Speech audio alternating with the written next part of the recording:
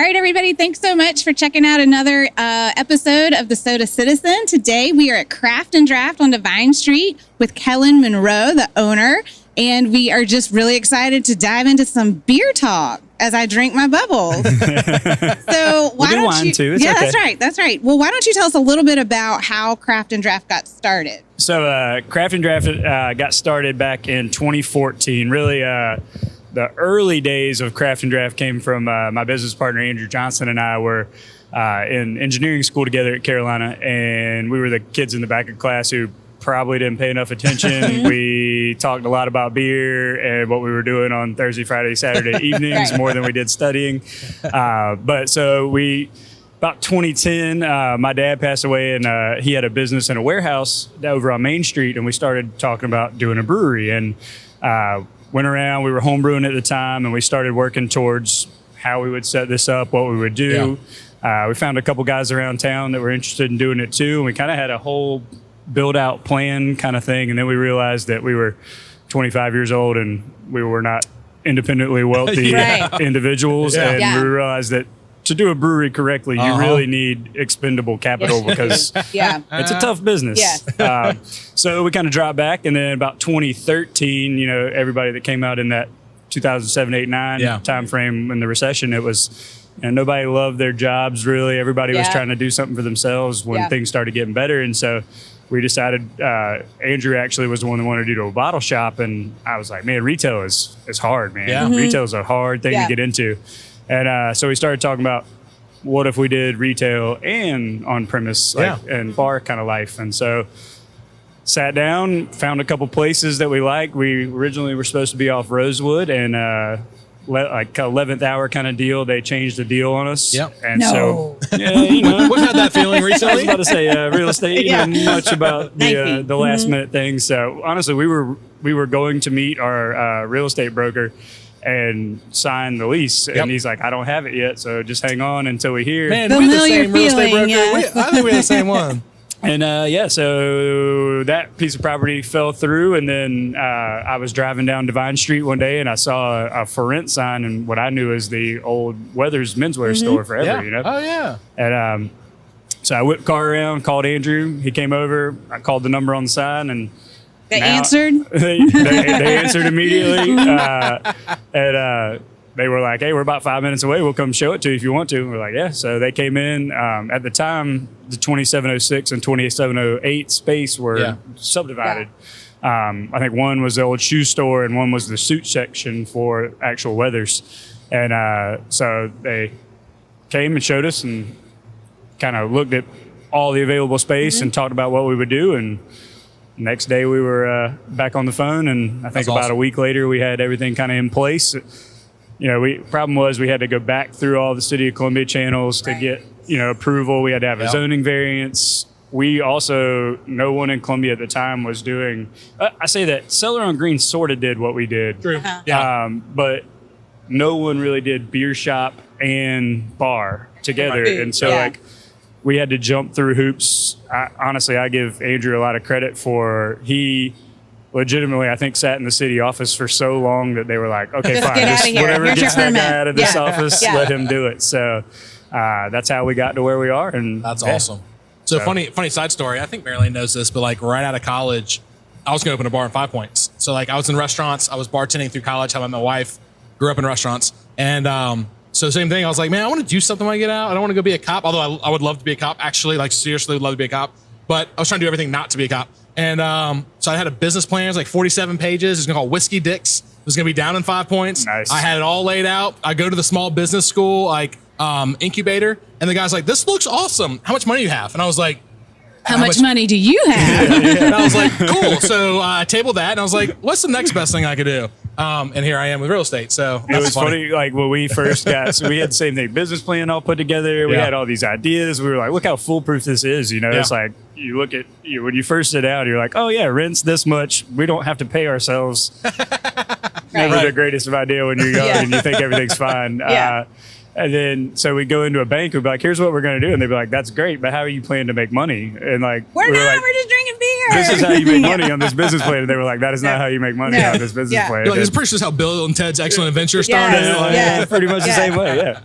But it was great. So we literally went around to our friends and family and were like, can we have some money? And they were like, yeah, here's some money. And like, that's how So how do you pick which beers you have in the store? I mean, it sounds like you are a connoisseur. I guess a better question for Bubbles over here. How do you pick the draft list? Like, how do you let the exclusive draft list out? Well, so when we started out, it really was, South Carolina is a 3-tier state. So there's production, which is the breweries, distribution, and then us, which is retail. So there's a good mix of kind of the breweries have sales reps that come out and say, here's these new beers coming out, try them out.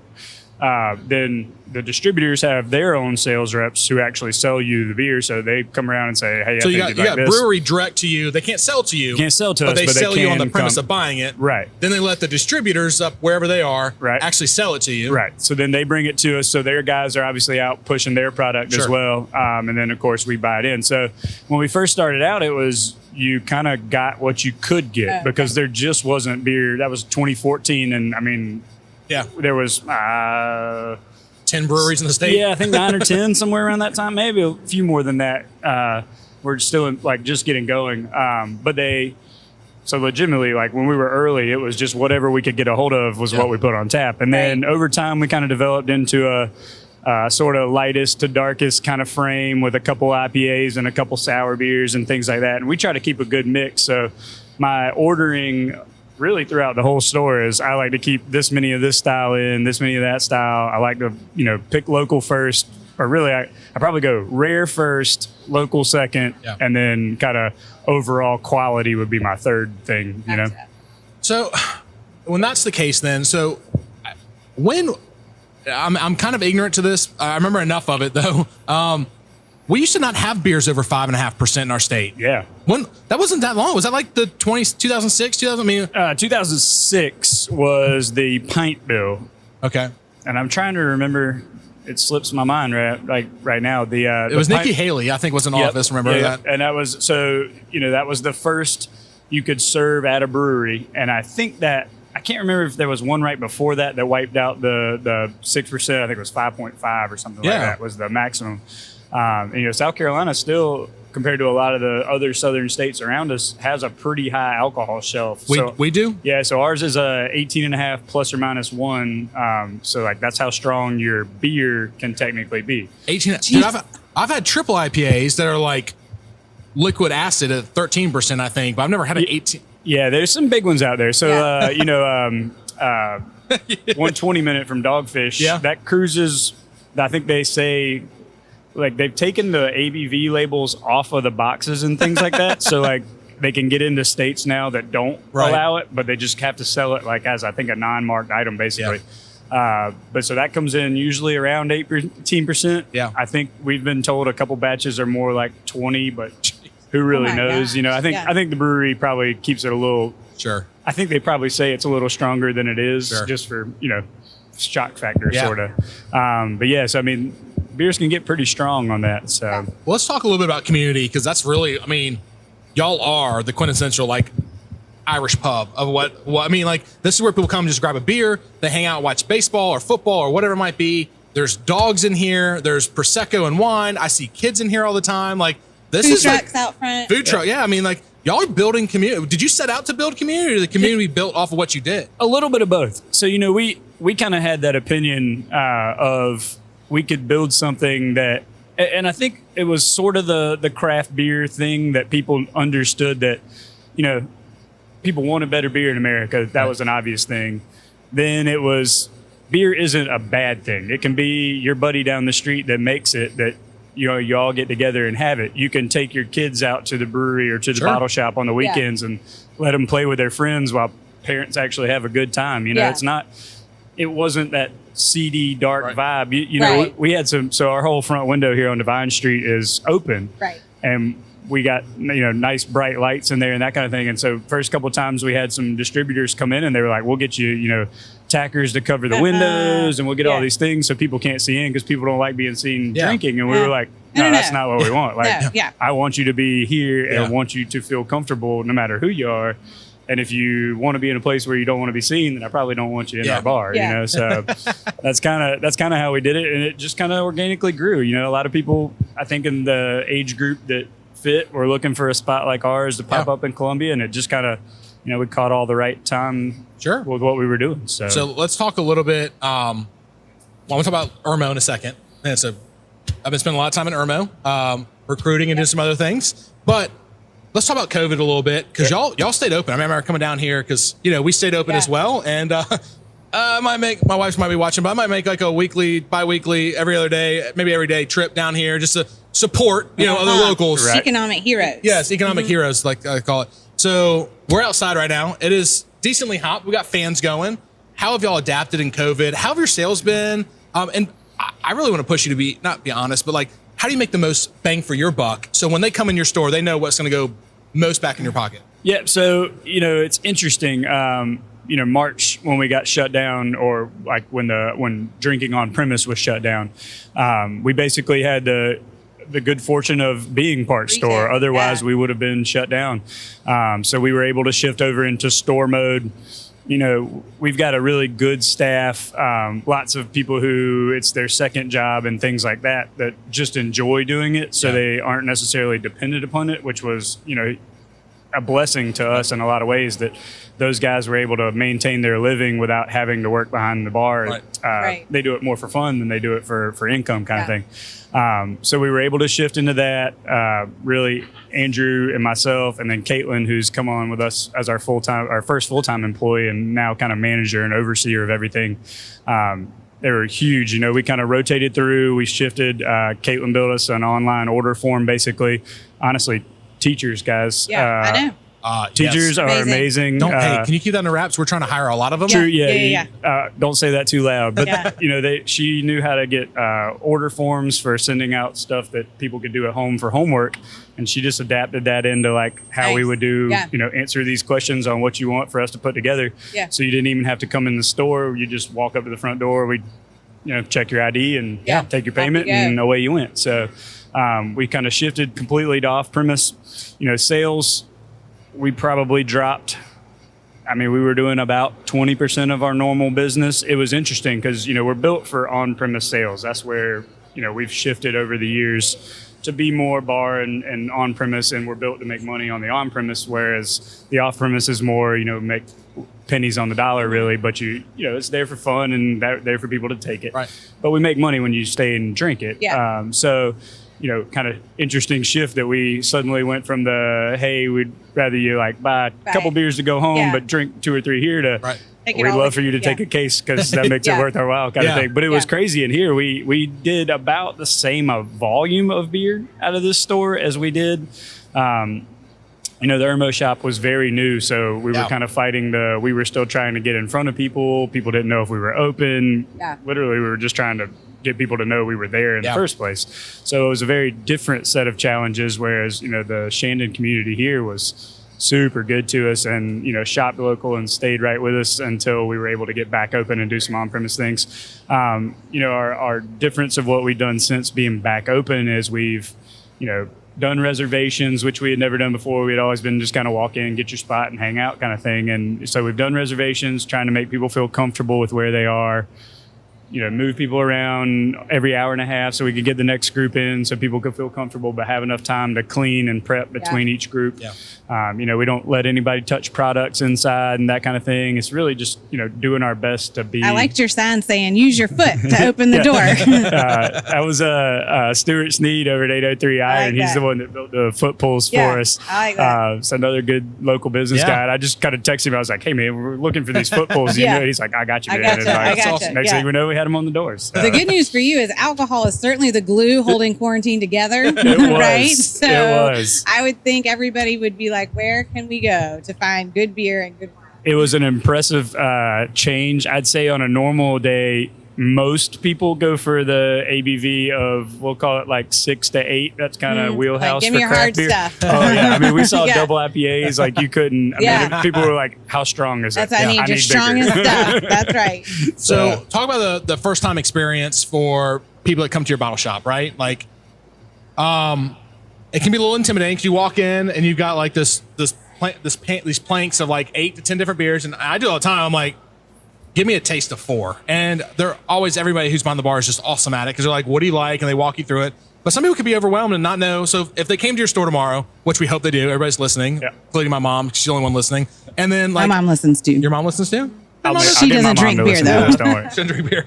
She drinks wine. They have wine, Mom. Yep. Come on, Lane. But they can always do samples, right? I mean, usually 2.2 ounce pours. And do you always have the bottles of what you're selling in the drafts as well, or? So not always. So it's changed a little bit over the years, but it used to be that a lot of the like specialty beers only came in kegs. It was the way the breweries operated.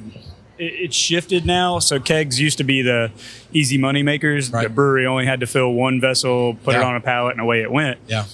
Nowadays, it's a lot harder for a lot of bars to do, one keg of this and one keg of that. So it's a lot of work to do that kind of thing. So you see a lot more as cans have become more readily available, and canners themselves, which used to be a huge expense for a brewery, they still are a huge expense for the brewery, but in relative terms, they're not as bad as what they once were. Yeah. So a lot of breweries are able to turn and put their specialty stuff into cans and small runs. Yeah. But so we don't always have the stuff on draft in a can or bottle. Gotcha. And so, usually we kind of shift that way. We go specialty. But that way, if you come in and there's a bacon imperial stout, I want you to try it and make sure you like it before you commit to something that you're not going to like in the first place. But if they like the draft, you've got growlers here. You can, non-COVID times, you can bring your own growler. You've got ways of taking home that draft. And I guess drafts put more in your pocket, right? I mean, like as a business owner, it's less overhead because the bottles of glass that you have to pay and the price, everything else. And it's interesting. So the piece that I never realized in the restaurant bar industry that I think a lot of people are maybe just unwise to is you're like, oh man, why is this beer or what? Super easy way to know is go to a big bottle shop, big wine shop, look at, a bottle of a regular old Pinot Grigio, and you're like, well, this is $9. And when I was in that restaurant the other night, it was $49. Mm-hmm. Right. And you're like trying to figure out why. Well, the why is the restaurant pays for that prime real estate and they pay for rent. And then they pay for their employees to serve it to you. And and then and a big piece anymore for everybody is liability insurance and that kind of thing. So your insurance hits you pretty good. So you do pay more, but it is more of a money maker for the drinking bar and the Pinot restaurant. at home is not nearly as much fun as drinking it out with friends. Well, you can grab a bottle, but it's much easier for me to tell you 2 or 3 things about it, and then you enjoy it more. And I don't makes feel the whole so bad about myself if I'm drinking with others. Right. So wrapping up the this Devine Street store, you've got plenty of spaces outside. Do you have inside yet? We do. So we're doing basically our 4 picnic tables, which can do up to 8 people at each table. And we're doing just the inside window as reservation only. We use one like the other side of the building as kind of a waiting area if people get here too early or people are trying to shift around. We kind of use it as the overflow. And then we do about 6 walk-up cocktail tables, which we can get up to 6 people at. Sweet. And that kind of gives us you want to stop in and grab a beer on your way home, but you don't want to take up a reservation for an hour and a half. You can swing in, grab a beer, and get on your way. And then kind of the same kind of deal for the other way. If you got a big group, you're in your space, you're going to have your time, and then you can actually have a good time and be comfortable with your people. Yeah, absolutely. So I have a quick question. So just to kind of wrap it up, I hear That's about Irma first. Don't wrap it up without Irma. Oh, sorry, Irma. That's right. Well, I'm not a huge beer person, but I hear everybody talk about like Asheville's got a great beer scene. Greenville's got a great beer scene because they're up in the mountains and the water there is better. But I feel like Columbia's got a lot going on. So, like, what is your take on the Columbia beer scene? Okay, so I think we are a little bit underrated. I think that there's a couple breweries in town that you could take and put in any town, and they would be fine. Yeah. They would just fit right into this brewery is really good and they do an awesome job. I think that I still think there's a good many people in Columbia that always look at Columbia establishments as they're not in Charleston or they're not in Asheville, they're not in Charlotte. So I just can't love them that much, which is a weird kind of... They're a lot more affordable though. It is. And and there's parking. And there's great things about them. They always have great people. The best part about Columbia, I've always said, is you walk into a Columbia bar, everybody's your friend. And it doesn't matter if you walked into a college bar or to a locals bar, everybody's friendly. And you go to Charleston is its own animal nowadays because Yeah. it's very tourist driven. Charlotte is, a very banking style community.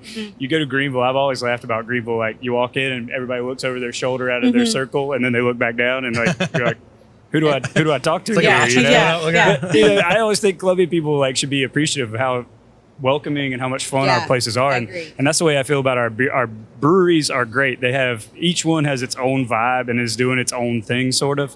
I think some people are making much better quality of beer than some people, but honestly, you can have a good time at Sure. any of them. And who else has a hangar that has a brewery, Right. or a brewery that is a Right. airplane hangar? Yeah. You literally can't find nicer people than Sure. Swamp Cabbage. Everybody has the great pieces to what they're doing and things like that. So it's amazing that we have that.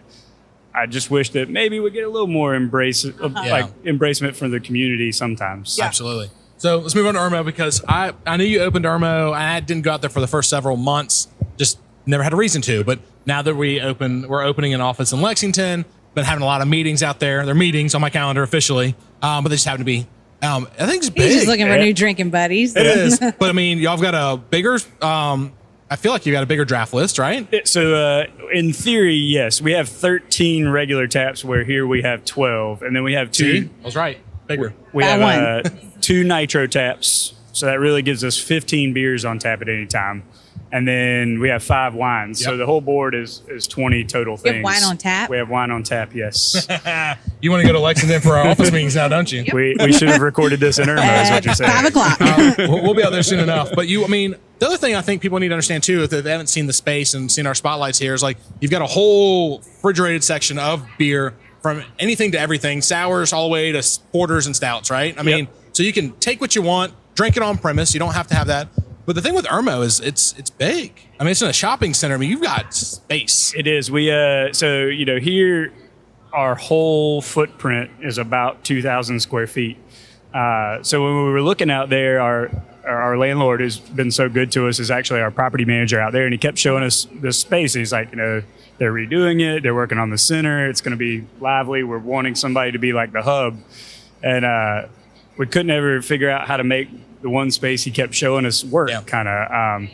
And so he's like, why don't you come look at the space next door? We walk in, and it's actually the end of the old produce section of Winn-Dixie. And we were like, Take it. we were like, well, we were just kind of like, what are we going to do with this space? It's 7,000 square feet. It's got 15-foot high ceilings in it. Yeah. We're like, I don't know how we fill up this space. And so we kept talking about it. And, we have the off-premise where we do events and come to you and that kind of thing. And we always get asked for people renting out Craft and Draft. And it's kind of like, to make it worth our while for you to rent it out is a bigger number than you're going to want to pay, or I would feel comfortable paying somebody or making somebody pay. So we were like, we could make a big back room and have an events venue and that kind of thing, and then have the store in the front. And with the space, we decided to do a full kitchen. Yep. So basically, if I had my way here, everything would be in cold storage. That would be better. It's better for the beer, and it makes our lives easier, because beer comes in cold, goes right into the coolers, and never warms up. So it's better for the product and better for the customer. So out there, we were like, no, we're going to make everything cold storage. So basically, everything's cold, everything's ready to go. It never gets warm. It's just served and ready to go. And then the kitchen, obviously, got full use, and kind of aimed it a little bit to be lunch focused, but really to work for anytime you come in.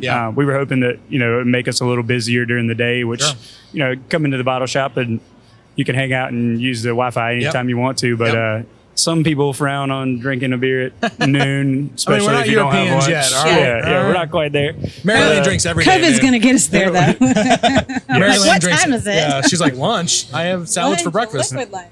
Do it. But so I'm super impressed with Irmo. It's got great space. Every time we go in there, obviously everybody knows us, but there's also little arrows keeping everybody COVID safe and COVID friendly, which I do appreciate. And I honestly, really appreciate what y'all have done to build community. You've really, no offense, kudos. You've livened up Devine Street. We started our career across the road, and there was nothing down here that was worth any, was fun. And The old nightcap's pretty fun. I've never been to nightcaps. What? Ever. I went to college Next here. spotlight. Ever. I think- Nightcaps. I love nightcaps At more than any 1 person really a.m. should love nightcaps, so I can't say anything. Yeah. So. So we know. So what I'm saying is, though, y'all been an awesome like supporter of the community. You've been an active participant. You've made Devine Street awesome, and I can't wait till Irmo takes off and really gets the traction it deserves. And so we're going to come out there and start doing some things with y'all. And I love this place. I really do. I mean, it's my go-to spot. So. Yeah. So thank you so much for taking the time to be with us today. Yeah. And make sure you subscribe and listen to our other podcasts.